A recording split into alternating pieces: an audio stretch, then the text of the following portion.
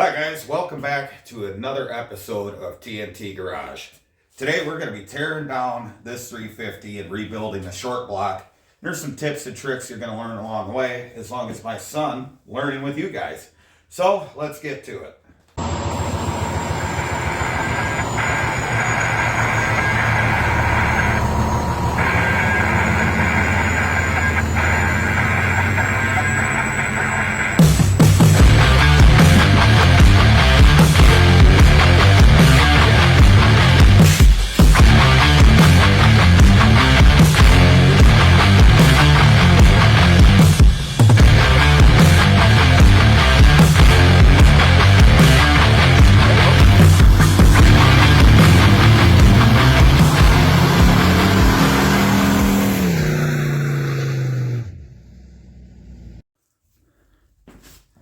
Okay, well, we got the rockers and the push rods out of the way. Now we can go ahead and start removing the head, which, no, it ain't a 14.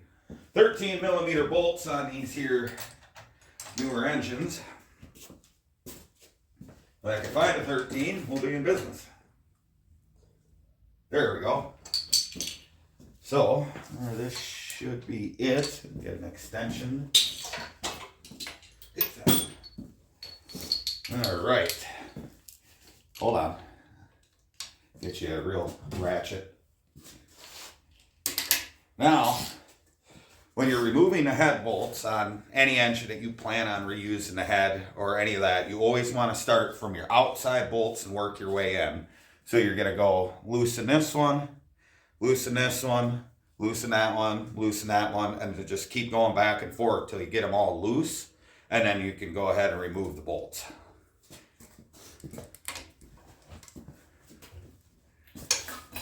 They're going to be tight.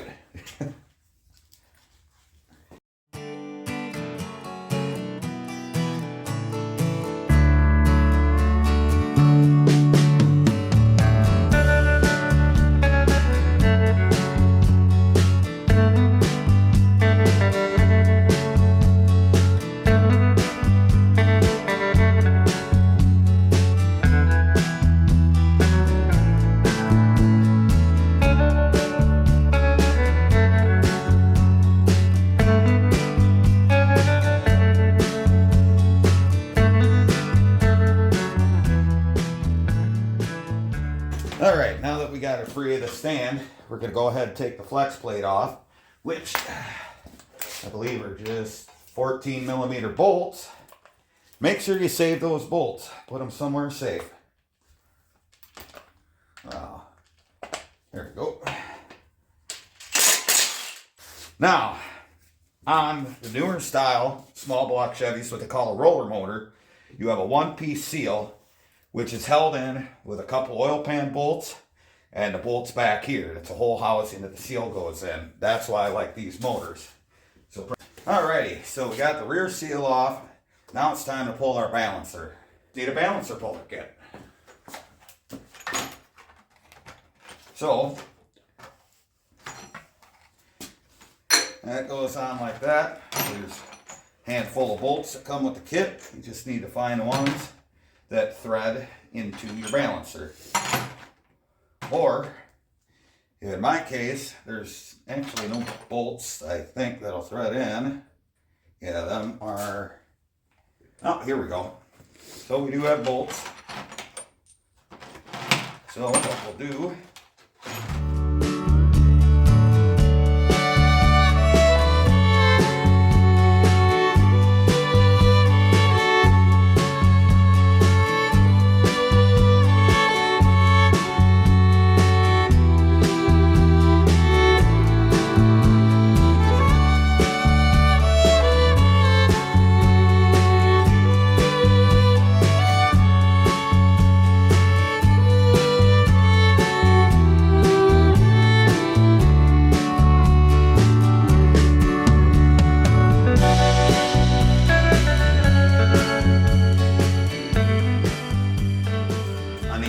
Chevys, they have a cam retainer plate.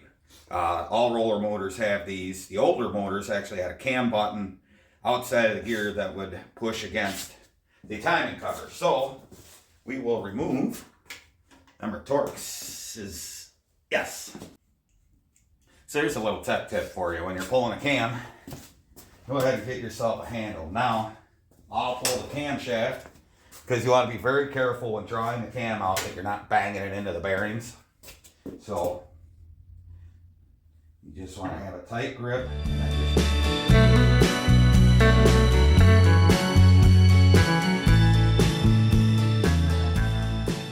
Well, after pulling the camshaft out, I seen something that I didn't really like. Those bearings are pretty well gacked. I don't know if you guys can see down the lifter bores. Yeah, you can kind of see that one there. But they're worth replacing, especially putting a new cam in it. So we'll continue rebuilding the bottom end and cleaning this up. But that right there is why you should change your oil, you know, more than every decade, because you wipe out your cam bearings. So I'm really excited to see what we got underneath here. Well, now that we know our cam bearings are wasted, time to roll this thing over, take the pan off, see what treasures await us. Get kind of an oil catcher here, because we are going to probably make a mess.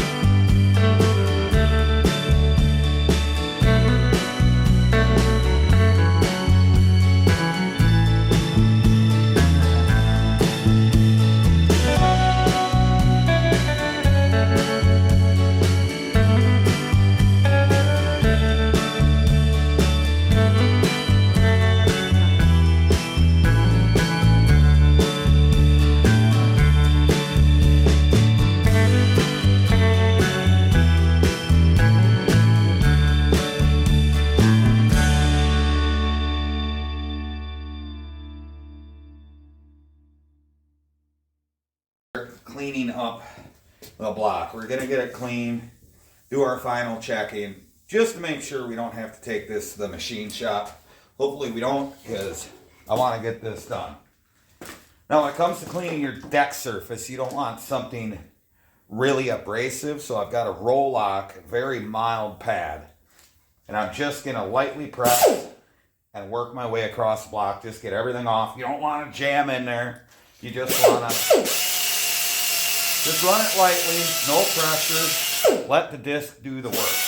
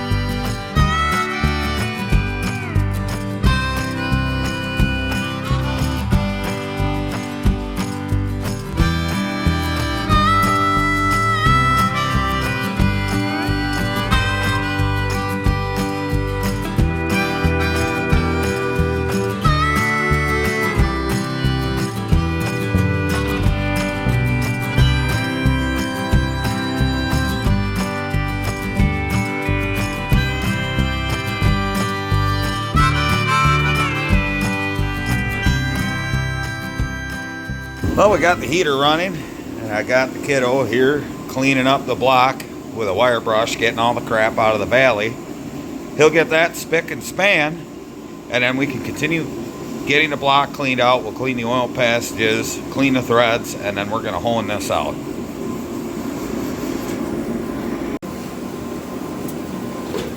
Okay, now that we got the valley cleaned out, which was full of leaves and mice and dogs and other rubbish, there's even some Soviet era stuff in there, graphite and reactor stuff. Anyway, so now after we got the deck cleaned up, we're going to check for straightness. So we're going to take our straight edge and a feeler gauge, and I don't know if I want to go, we'll go super thin just to see where we're at.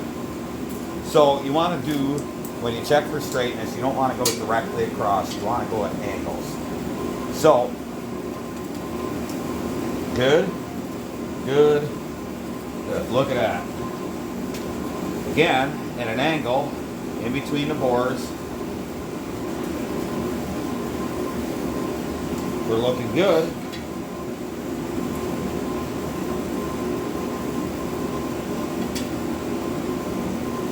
So work across, make sure you can't slide the feeler gauge. And I don't know how well you guys can see that on the camera, but that is one thin feeler gauge, and we're not having any issues.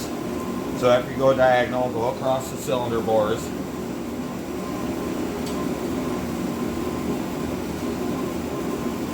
So this side of the block is A1, we're good to go. So we're going to quick check the other side.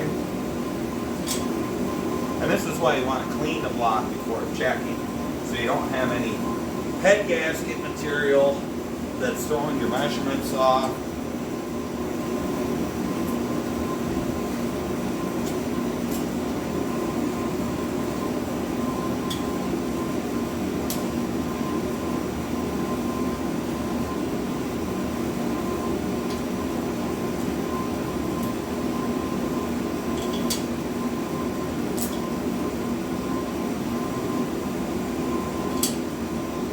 Alright, well, our block is actually in great shape, which I am very happy about considering what it looked like when we took it apart. So, the deck's in great shape and everything looks good there. The crank bores are great. The lifters slid in and out of their bores very well. So, when it comes to head gaskets, this is something I want to talk about, little tech tip here. If you plan on running an MLS gasket, which would be a multi-layer steel, you do need a certain finish on both your block and heads for them to properly seal. Now we're just going to run your regular Velcro gaskets on this, which will give us plenty of errors. You know, a regular Velcro will fill in any low areas. You don't need a specific finish on either your block or your head. They just need to be flat, and they'll work just fine. And like I said, we're running stainless ARP hardware to hold the heads down. So before we get crazy cleaning the rest of the block, we are going to hone this and oil it up and get her done, because we're way past running out of daylight and we need to send a couple things to the machine shop. So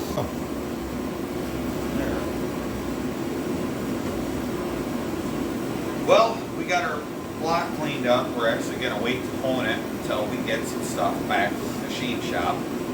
I was hoping to really throw this short block together, but after looking at the gap cam bearings, I really don't want to stuff a brand new comp cam in here.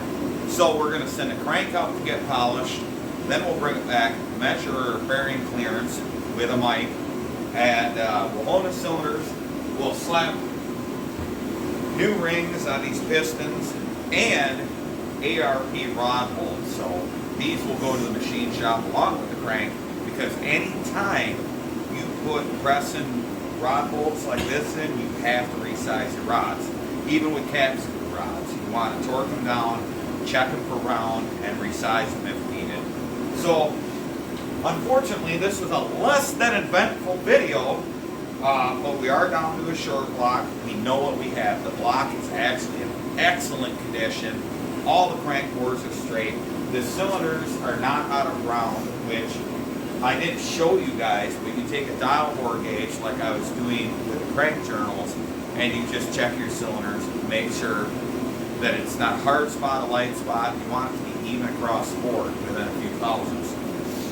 So, in order to properly store a block that you have disassembled, what we've done is we've oiled the mating surfaces, oiled the cylinders, oiled the lifter bores, just so it doesn't flash and rust. Anytime you store a block like this, you want to make sure that it's not going to rust. So oil it, bag it, tag it, call it good.